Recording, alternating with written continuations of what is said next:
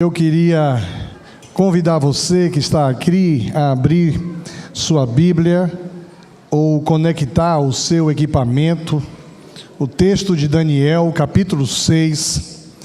As crianças conhecem essa história de cor, porque é a história, o momento em que Daniel vai para a cova dos leões. Mas há todo um contexto. As crianças sabem que Daniel foi levado para as covas dos leões, mas como foi que isso aconteceu? Por que que isso aconteceu? Qual era a agenda que estava por trás desse desafio? Nós estamos pregando uma série de mensagens intitulada Permanecendo Firmes em um Mundo Hostil. E há aqueles que não reconhecem a hostilidade desse mundo.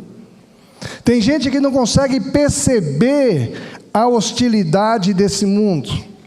Esse mundo é hostil contra o cristão, contra o cristianismo. Mas não é de hoje, isso vem de longe. Desde a Babilônia, na verdade, desde o Éden, quando o pecado dominou a raça humana, a Bíblia faz uma promessa que da semente da mulher nasceria um que esmagaria a cabeça da serpente.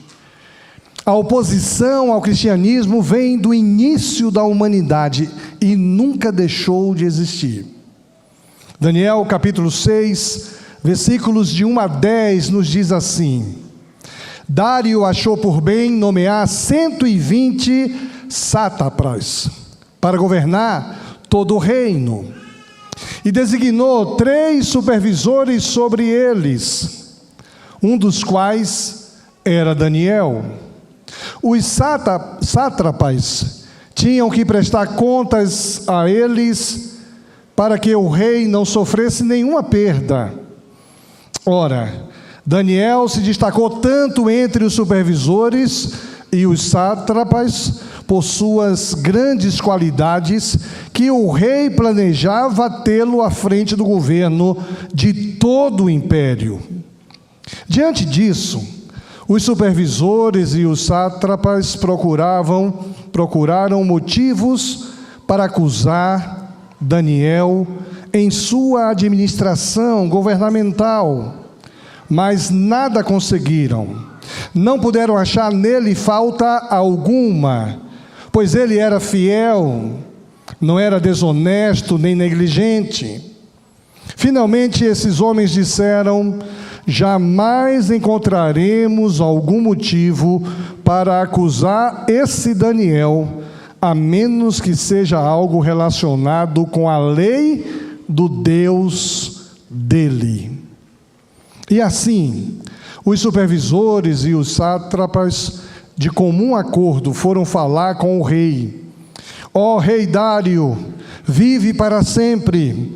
Todos os supervisores reais e prefeitos, os sátrapas, os conselheiros, os governadores, concordaram que o rei deve emitir um decreto ordenando que todo aquele que orar a qualquer Deus ou a qualquer homem, nos próximos 30 dias, exceto a ti, ó rei, seja atirado na cova dos leões.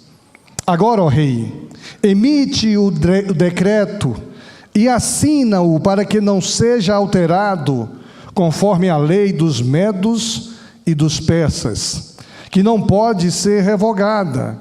E o rei Dário assinou o decreto.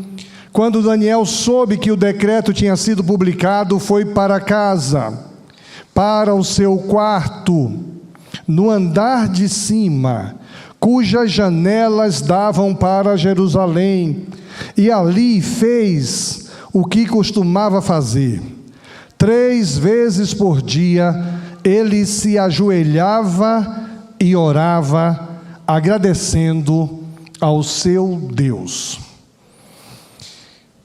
Esse texto, capítulo 6 de Daniel, precisa ser compreendido, porque as coisas mudaram na Babilônia. Primeiro, precisamos entender que o governo da Babilônia foi alterado. Quem governa agora na Babilônia são os medos e os persas.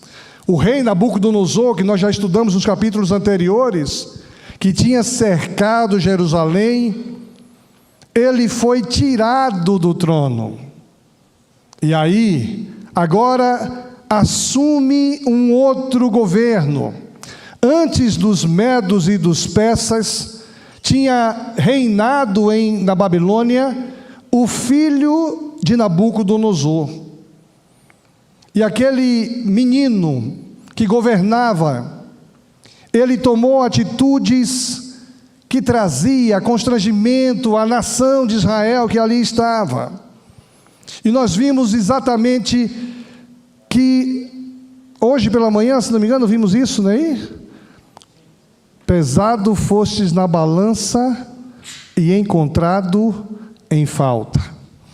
O filho de Nabucodonosor tinha profanado os utensílios do templo, tinha adorado outros deuses, e naquele contexto, Amã escreveu na parede, e ele teve sua vida julgada naquele momento, e aí ele sofreu exatamente consequências de não levar Deus a sério.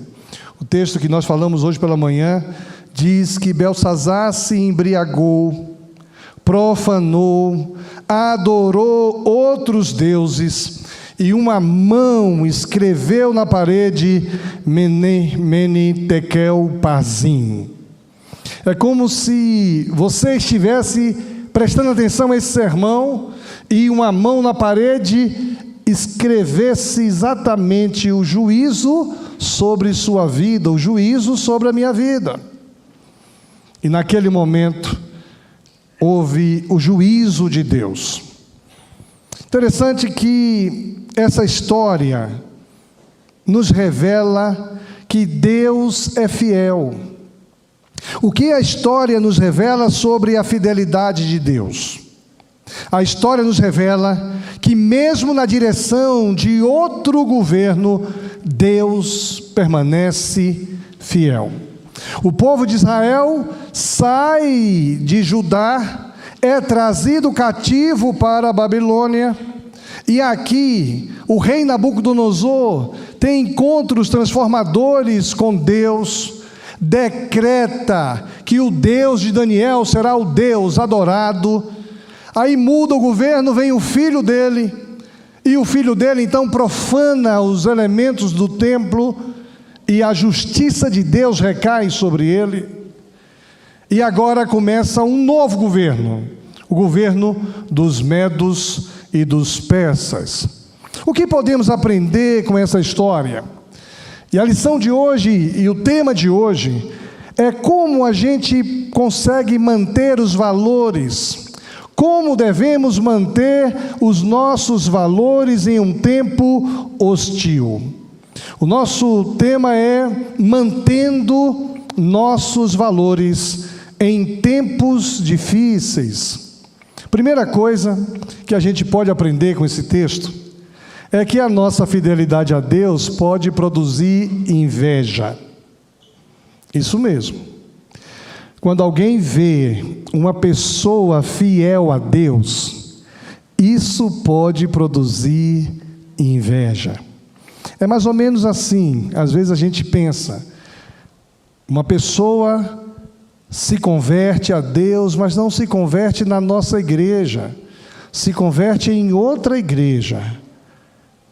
E alguns podem ter inveja porque não se converteu na nossa igreja. Um crente carnal, um crente não espiritual, ele tem inveja de um crente espiritual, dedicado, consagrado. Aqueles que têm uma outra religião, quando conhece ver alguém da religião cristã, ele tem inveja da devoção, da seriedade, da maneira com que Deus abençoa a vida dele. O versículo 11 diz que então aqueles homens foram investigar e encontraram Daniel orando, pedindo ajuda a Deus. e foram logo falar com o rei acerca do decreto real. Tu não publicaste um decreto ordenando que nestes 30 dias todo aquele que fizer algum pedido a qualquer Deus ou qualquer homem, exceto a ti, ó rei, será lançado na cova dos leões? O rei respondeu: o decreto está em vigor, conforme a lei dos medos e dos persas. Esta lei não pode ser mudada, não pode ser revogada. Então disseram ao rei: Daniel, um dos exilados de Judá, não te dá ouvidos, ó rei, nem ao decreto que assinaste. Ele continua orando 3 vezes por dia. Mas os homens lhe disseram: lembra-te, ó rei, de que, segundo a lei dos medos e dos persas, nenhum decreto ou édito do rei pode ser modificado. Então o rei deu ordens a eles e trouxeram Daniel e jogaram Daniel na cova dos leões. Interessante que Daniel, conforme lemos, era para ser o primeiro-ministro da Babilônia. Daniel era para ser o homem mais importante depois do rei. É como se no Brasil, depois do presidente da República, Daniel fosse o homem que governava, seria o chefe da Casa Civil, o que tem autoridade sobre os demais ministros. Daniel seria o homem mais importante do reino, mas isso gerou ciúme nos outros governantes. E essa inveja, a inveja é um sentimento que domina o coração de muita gente. Dificilmente a gente vê alguém admitir que é invejoso. Tem algum invejoso aqui? Levanta a mão para eu saber. Uma invejosa foi levantar a mão, a mãe baixou. A filha baixou, eu vi. Eu sou ligeiro. Um dia uma pessoa marcou um gabinete comigo, entrou no gabinete e disse assim: pastor, eu vim aqui para o senhor me ajudar. Eu falei: diga, querido, o que foi que houve? Eu sofro de um mal muito ruim. Eu disse: é mesmo? Disse: eu sou invejosa. Eu falei: você é invejosa? É, mas eu tenho inveja de fulana. Essa pessoa não era invejosa de várias pessoas, mas de uma pessoa específica. É como alguém assim: eu estou com inveja da Leila, porque a Leila agora é bisavó e nem está caindo nos pedaços. É uma bisa enxuta, cheia de vida, e eu só sou avó aqui, estou com dor aqui, dor ali. Essa pessoa disse para mim assim: olha, eu tenho inveja de fulana. Eu achei aquilo maravilhoso, sabia?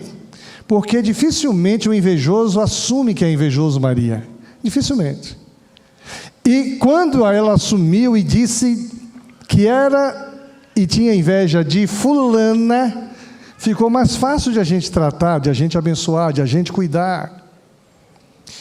A inveja é um sentimento que domina o coração de pessoas que não têm temor ao Senhor. Quando mantemos nossos valores, nós vamos ter que aprender a lidar com pessoas invejosas. Entre os 3 príncipes e 120 governadores, Daniel se destaca porque ele era um líder e nele havia o Espírito do Senhor. O rei Dário pretende elevar Daniel sobre todos os outros governadores, mas tomados pela inveja, não aceitaram a decisão do rei. E antes ainda que o rei constituísse Daniel como um principal líder, 122 contra 1 tramaram, armaram, criaram uma atmosfera difícil. Mas quando nós permanecemos fiéis, podem se juntar 120 Ou até o que diz o Salmo: 1000 cairão do nosso lado e 10.000 cairão à nossa direita, mas nós não seremos atingidos se formos fiéis ao Senhor. O desafio é que a gente seja fiel ao Senhor. Tentaram de todas as formas, de todas as maneiras. Não encontraram nada que desabonasse Daniel, senão algo contra a lei do seu Deus. Eu achei esse texto interessante. Não há nada da lei de Dário, não há nada da lei moral, não há nada da lei sacerdotal instituído pelos deuses pagãos. A única maneira de pegarmos Daniel é contra a lei do seu Deus. Quando nós somos fiéis ao Senhor, a única maneira de tentarem nos pegar é contra a lei de Deus. Porque a lei de Deus, ela exige de nós um coração quebrantado, contrito, humilde. Exige de nós uma busca sincera, uma busca desprendida. A gente busca o Senhor não para receber em troca o que Ele tem a nos dar. A gente busca o Senhor porque Ele quer enxergar o nosso coração. E o coração quebrantado e contrito, Deus não desprezará. Foram até o rei, começaram a bajular o rei Dário. Uma das coisas que eu me preocupo são com pessoas bajuladoras. Regra geral, os bajuladores têm uma segunda intenção. Não é assim?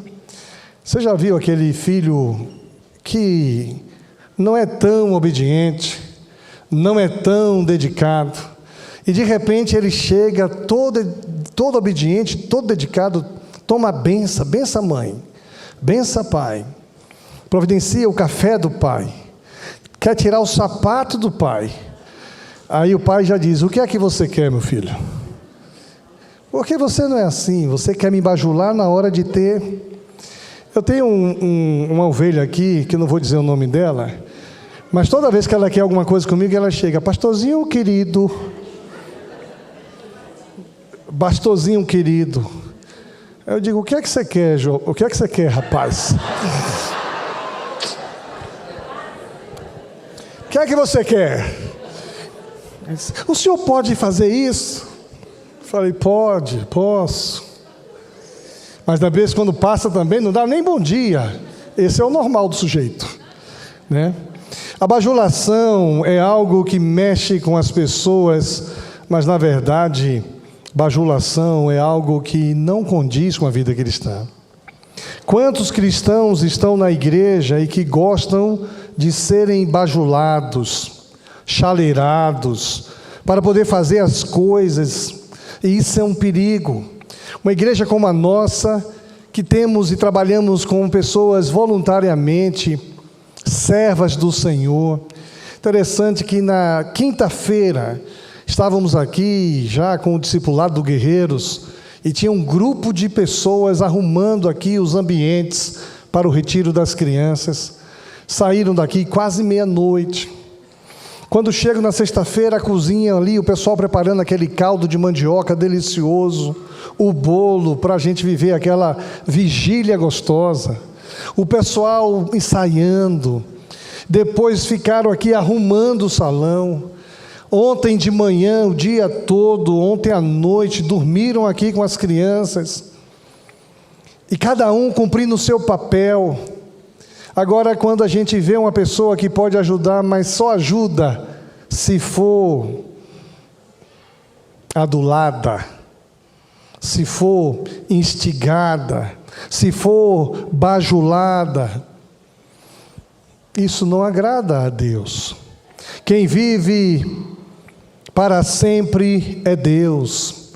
Os governadores se reúnem e dizem: ó rei, vive para sempre. É uma saudação à divindade do rei naquela época, mas só quem vive para sempre é o Senhor Deus. Procuraram ir até o rei Dário para fazer pressão, para pressioná-lo a cumprir uma ordem, uma determinação. Os 122 líderes foram até o rei para fazer pressão, de forma que o rei escrevesse um decreto com o objetivo de prejudicar alguém. De vez em quando a gente vive situações assim também. Determinados cenários são armados para prejudicar alguém. Jesus tinha onisciência, Jesus sabia. Mas às vezes a gente precisa de discernimento para perceber se o que está sendo armado é para abençoar ou para prejudicar. Sempre que um cristão age porque as pessoas estão lhe pressionando, algo termina errado. Sempre que você age porque alguém está te pressionando, algo termina errado. Lembra de Moisés? Quando o povo no deserto pediu água a Moisés, o povo pressionou Moisés. Tu nos trouxeste a este lugar para nos matar de fome e de sede. Moisés, sendo pressionado pelo povo, vai buscar ao Senhor, e Deus diz: Moisés, fala à rocha, e a rocha dará água. Mas Moisés, pressionado, bateu na rocha. E quando bateu na rocha, isso custou muito caro. Ele não pôde entrar na terra prometida. Desde cedo eu já aprendi a não ceder pressão. Desde cedo. E o meu filho, quando era criança, queria uma coisa. E toda criança, quando quer uma coisa, ele faz uma birra. Algumas crianças choram, e eu dizia: se chorar não ganha nada. E ele então entendeu isso. E aqui na igreja, toda vez que alguém me pressiona, eu digo: olha, estou fora. Já viu aquela proposta assim: pastor, é pegar ou largar? Pastor, você não pode perder essa oportunidade. É pegar ou largar. Eu falei: eu vou orar sobre isso, vou pensar. Não vai dar tempo. Eu digo: larguei. Eu não cedo à pressão. Desde criança aprendi isso. Nós não devemos reagir pressionados. O rei Dário, pressionado pelos seus governantes, comete um grande erro. E esse erro faz com que ele deixe de dormir. Ele passou a perder noite de sono, preocupado com Daniel. Primeira coisa que a gente precisa entender, que devemos nos manter firmes em nossos valores, ainda que tenhamos de lidar com pessoas invejosas, ainda que tenhamos que lidar com calúnias, ainda que tenhamos que lidar com pressão, vamos nos manter fiéis aos nossos valores. Segunda coisa, nós aprendemos com essa história que a nossa fidelidade a Deus, além de produzir inveja nos outros, a nossa fidelidade a Deus pode produzir sofrimento. Eu não sei se você já sofreu alguma vez por ser cristão, por ser fiel a Deus. Você tem uma oportunidade de ter seu sofrimento aliviado. Você tem a oportunidade de tirar vantagem de uma situação. Mas você é fiel ao Senhor, e isso pode produzir sofrimento, pagar o preço. Você começa a pensar naquilo que Deus espera de você. Quando Daniel soube, versículo 10, que o decreto tinha sido publicado, ele não foi procurar o rei Dário. Interessante observar que Daniel foi para casa, para o seu quarto no andar de cima, cujas janelas davam para Jerusalém, e ali ele fez o que costumava fazer.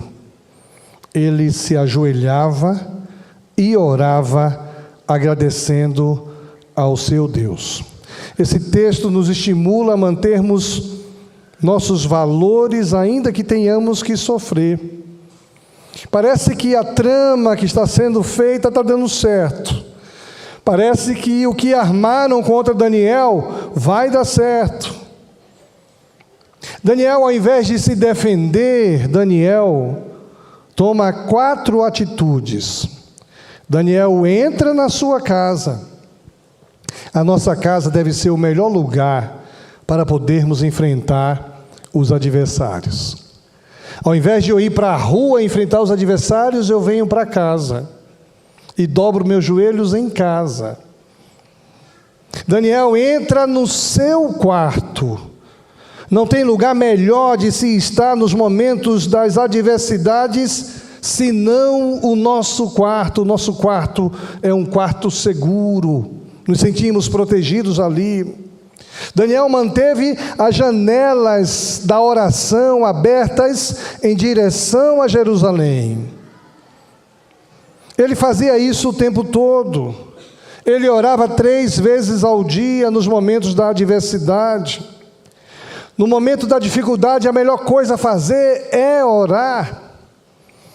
Eu já falei para vocês que eu tenho o hábito de orar de joelhos 2 vezes por dia. Quando acordo e quando vou dormir. Mas olhando para esse texto, eu tentei incluir 3 vezes, igual Daniel. Mas não consegui ainda, porque meio-dia eu estou em cada lugar. Imagine se eu estou aqui em uma reunião, toco o despertador, gente, é hora de oração, vou dobrar o meu joelho. Eu tive um amigo que fazia isso. O meu amigo era goleiro. Quando eu era junior, jogava futebol e jogava bem. Você não sabia, você não era junior comigo? Como é que você está tossindo aí? Sua carta ainda não chegou, viu, rapaz? E eu jogava futebol e tinha um camarada que era goleiro. Pense em um goleiro bom. O cara pegava tudo. Só que ele tinha um problema.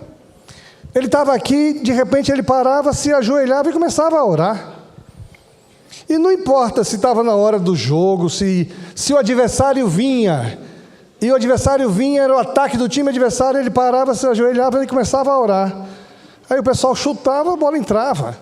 Então ele era o melhor goleiro, mas ninguém queria ele do nosso lado porque ele vivia orando. Agora hoje eu queria ele do meu lado aqui. Agora, Daniel orava 3 vezes ao dia e orava com a janela aberta. As pessoas viam Daniel orando para Jerusalém, olhando para Jerusalém, orando de joelhos ali.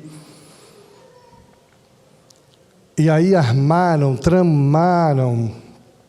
Daniel manteve as janelas da oração aberta.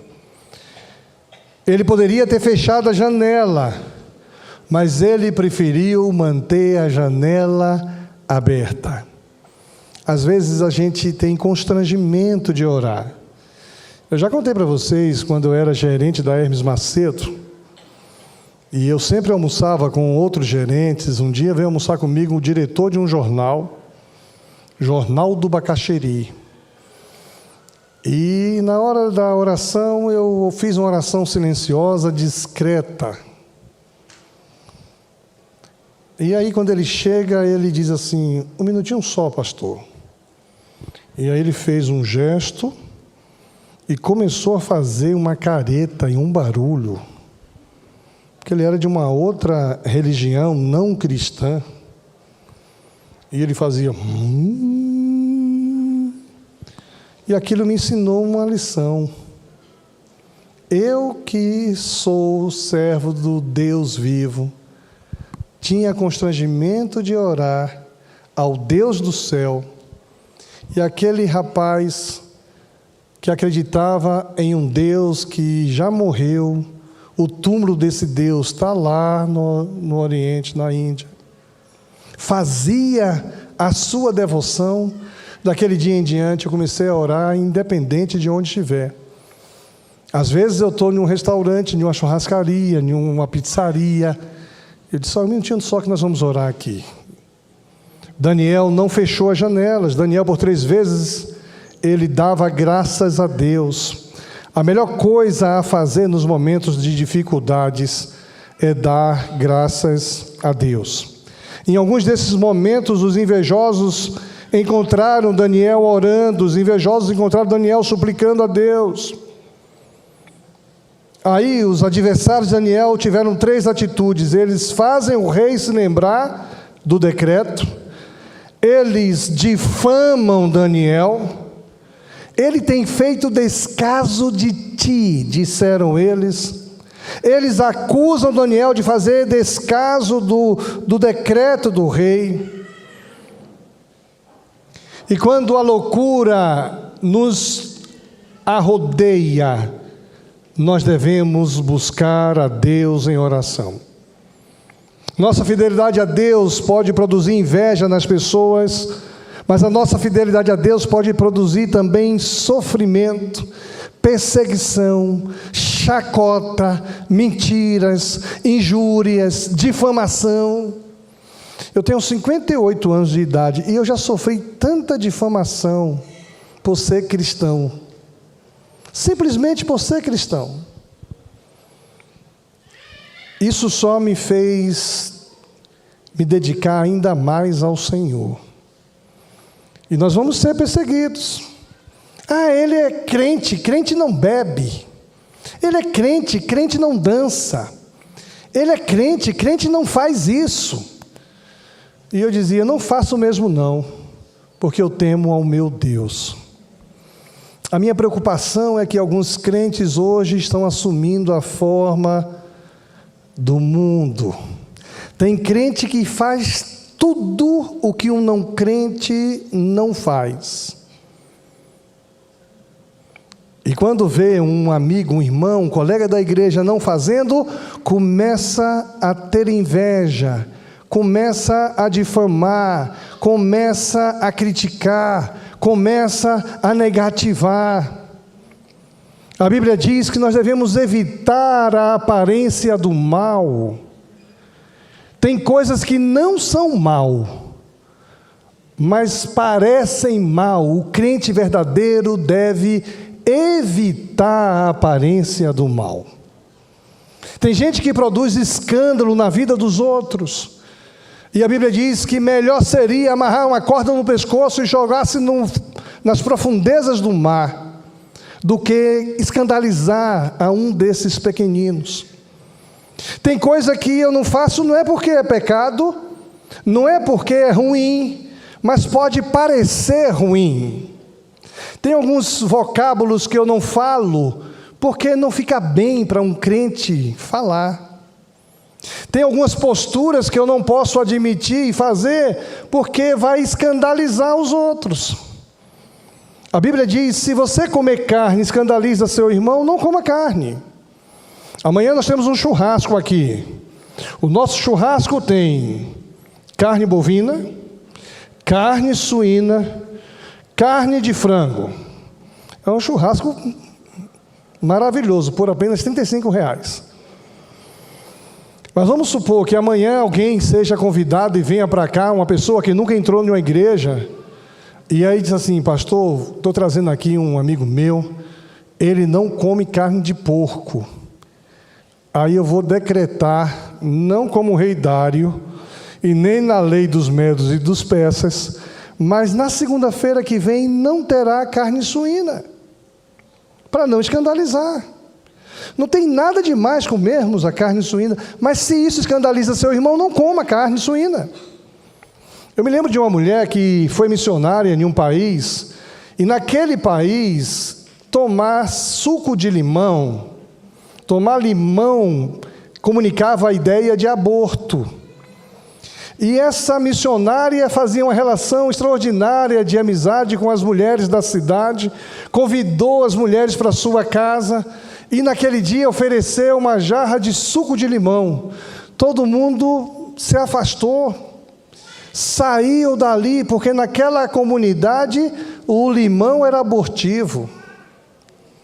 E ela não entendeu, as pessoas viravam as costas para ela, até que alguém disse: Você toma limão. Quem toma suco de limão não quer ter filhos. E quem vive sozinho e toma suco de limão é porque tem uma vida inadequada. Ela aprendeu isso, deixou de tomar suco de limão. O que a gente precisa entender é que a vida cristã vai exigir de nós que a gente assuma uma postura de favorecer, de facilitar, para que pessoas se aproximem de Deus. E isso vai causar muitas vezes sofrimento, constrangimento. Muitas vezes nós não levamos em conta as pessoas que estão ao nosso redor. Em Hebreus capítulo 12, o apóstolo que escreveu aos Hebreus diz: portanto também nós, uma vez que estamos rodeados por tão grande nuvem de testemunhas, livremo-nos de tudo o que nos atrapalha. Veja, o que nos atrapalha ainda não é pecado. Livramo-nos de tudo o que nos atrapalha e do pecado. Nem sempre o que nos atrapalha é pecado. Livremo-nos de tudo que nos atrapalha e do pecado que nos envolve. Corramos com perseverança a corrida que nos está proposta, tendo os nossos olhos fitos em Jesus, autor e consumador da nossa fé. Nós vamos deixar de fazer algumas coisas, deixando todo o embaraço, deixando a aparência do mal, deixando o que escandaliza pessoas pequenas, menores, infantis na fé, para que a gente possa correr a carreira que nos está proposta. A gente às vezes não quer servir ao Senhor em um momento de julgamento, de perseguição. A igreja cristã mais cresceu no mundo quando ela foi perseguida. A igreja cristã cresceu mais no mundo quando ela foi perseguida. E a igreja cristã decresceu quando ela própria se transforma na perseguição da justiça e da verdade.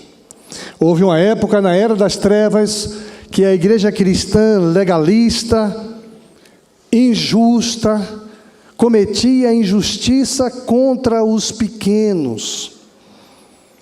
Isso não está longe de nós, quando nós, no legalismo, julgamos e cometemos injustiça com pessoas que precisam da graça de Deus. Muitas vezes, em ambientes religiosos, nós julgamos aqueles que entram precisando da graça e do conhecimento de Deus. Interessante que a nossa fidelidade a Deus, ela garante que nós seremos libertos. Nossa fidelidade a Deus produz livramento. Versículo 16, então o rei deu ordens, e eles trouxeram Daniel e jogaram na cova dos leões. O rei, porém, disse a Daniel: que o seu Deus, a quem você serve, continuamente o livre. Depois jogaram Daniel na cova dos leões. Semana passada eu estava na selva amazônica. Estava em Paraopebas, subi a Carajás. Fiquei impressionado com a riqueza mineral daquela região. A usina de Carajás, que é a maior usina exploradora de minérios a céu aberto do mundo, estava ali.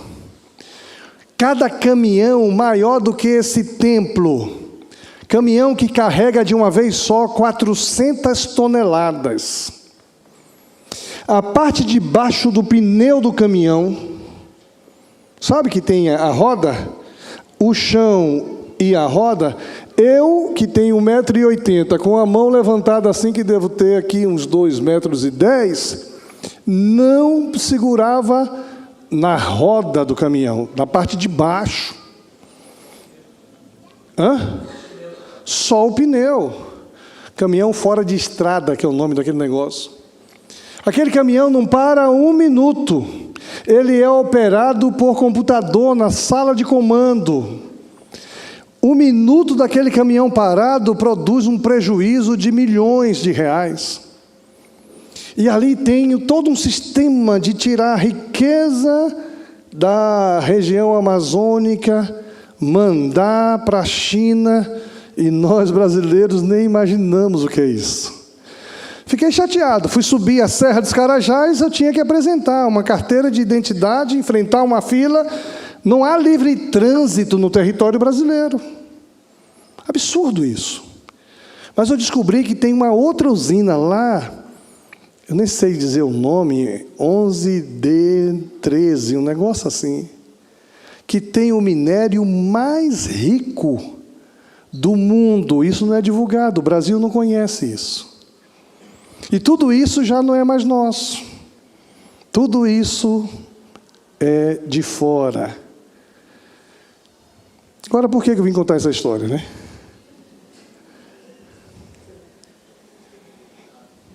Deixa eu ver o meu esboço aqui. Assim, aí eu fui no zoológico. Fui no zoológico lá de Carajás. Gente, a onça, coisa mais linda. E eu assim, pertinho de uma onça. E tem gente que tem coragem de mamar em uma onça acordada. E aí a onça se mexia. Eu vou até publicar no meu Instagram hoje a cena da onça pescando. A agilidade, a ferocidade, como os felinos são ágeis, perigosos. E aí Daniel tinha que fazer uma escolha: ou cultuava a Deus, continuava orando ao Senhor, ou seria lançado na cova dos leões. Gente, entre eu e os felinos ali, haviam 3 proteções, 3 cercas. Porque se por alguma razão eles passassem de uma, ficavam na outra. Mas o texto diz que jogaram Daniel na cova, versículo 17, tamparam a cova com uma pedra, e o rei selou com o seu anel de nobres, para que a decisão dele pudesse ser mantida. Tendo voltado ao palácio, o rei passou a noite sem comer e não aceitou nenhum divertimento em sua presença. Além disso, não conseguiu dormir. E logo de manhã o rei se levantou e correu para a cova dos leões para ver se Daniel estava vivo. Quando ia se aproximando da cova, chamou Daniel com voz que revelava aflição: Daniel, servo do Deus vivo, será que o seu Deus, a quem você serve continuamente, pôde livrá-lo dos leões? Daniel responde: o meu Deus enviou o seu anjo, que fechou a boca do leão. O meu Deus mandou um anjo que selou a boca do leão. E a gente que vê essa imagem, essa cena, os leões estão ali silenciosamente, caladinhos, e Daniel passeando no meio deles. O rei ficou furioso porque foi obrigado, foi pressionado a agir desse jeito. E a Bíblia diz que o rei, versículo 24, por ordem do rei, os homens que tinham acusado Daniel foram atirados na cova dos leões, junto com as suas mulheres e seus filhos. E antes de chegarem ao fundo, os leões os atacaram e despedaçaram todos os seus ossos. E aí o rei faz um novo decreto: a partir de hoje, todo mundo, estou editando um decreto para que, em todos os domínios do império, os homens temam e reverenciem o Deus de Daniel, pois ele é o Deus vivo e permanece para sempre. O seu reino não será destruído, o seu domínio jamais acabará. Ele livra e salva. Ele faz sinais e maravilhas nos céus e na terra. Ele livrou Daniel do poder dos leões. E o versículo 28 diz que assim Daniel prosperou durante os reinados de Dário e de Ciro o Pérsia. Interessante que a gente vai olhando para essa história e a gente vai percebendo que ainda que soframos perseguição, ainda que soframos circunstâncias difíceis, e hoje tem sido assim, nossa fidelidade a Deus gera inveja, gera perseguição, mas o Senhor nos livra de tudo isso. Palavra nessa noite para você, que os valores do cristianismo precisa ser vivido. Ainda que você enfrente pessoas invejosas, ainda que você seja alvo de perseguição, de maldizeres, de xingamentos. Eu peguei um áudio que eu tenho aqui, mostrei antes de ontem, para um pastor amigo meu, de um camarada que me chama de covarde, de criminoso, de bandido. Você é um bandido. Quando eu mostrei esse áudio para esse colega, ele ficou estarrecido. Por que eu fui acusado de criminoso, de bandido, de um homem mau? Porque no período das eleições, eu não me posicionei publicamente a favor de A e a favor de B. E o princípio bíblico, o princípio dos batistas é que esse púlpito não pode se envolver com política. A palavra de Deus é clara. Cada um tem a sua consciência, cada um vote como quiser. Mas essa pessoa irada, e ele é de um dos lados. Aí fui xingado de tudo quanto é nome. Depois do outro lado também fui xingado de tudo quanto é nome. Se eu tivesse assumido um lado, teria sido xingado. Se eu não assumisse lado nenhum, fui xingado. Mas eu preciso ter minha consciência tranquila. Nós precisamos trilhar o caminho que Deus tem para nós com os nossos valores. Gosto muito de uma música que tem tocado por aí. Meu sonho é tocar essa música aqui. Não caminhamos pelo que vemos. Nós somos pressionados, mas não desanimados. Perplexos, mas não desesperados. Nós estamos de pé. Perseguidos, mas não abandonados. Abatidos, mas não destruídos. Estamos de pé. Não caminhamos pelo que vemos. O que nos move é o que nós cremos. Nós somos nação santa, somos a igreja, vivemos por fé, estamos de pé. Perseguidos, mas não abandonados. Abatidos, mas não destruídos. Estamos de pé. Não caminhamos pelo que vemos. O que nos move é o que nós cremos. Nós somos a nação santa, somos a igreja do Senhor. A perseguição não parou a igreja. O Coliseu não parou a igreja. Os leões não pararam a igreja do Senhor. O inferno não pôde prevalecer. Nós vamos avançar, não vamos parar de crescer, porque ninguém pode parar a igreja do Senhor. A igreja do Senhor é uma igreja que marcha, enfrentando inveja, perseguição, maltrato. Antigamente, aqui nessa igreja, a gente tinha uma experiência muito ruim de receber ovo. Quem é mais antigo lembra disso. Tínhamos vizinhos que jogavam ovo aqui. Tínhamos vizinhos que jogavam pedra aqui. Nós começamos a orar pelos vizinhos. Aí teve um que Deus tirou, levou para longe. Aí começa tudo de novo, vem um outro vizinho.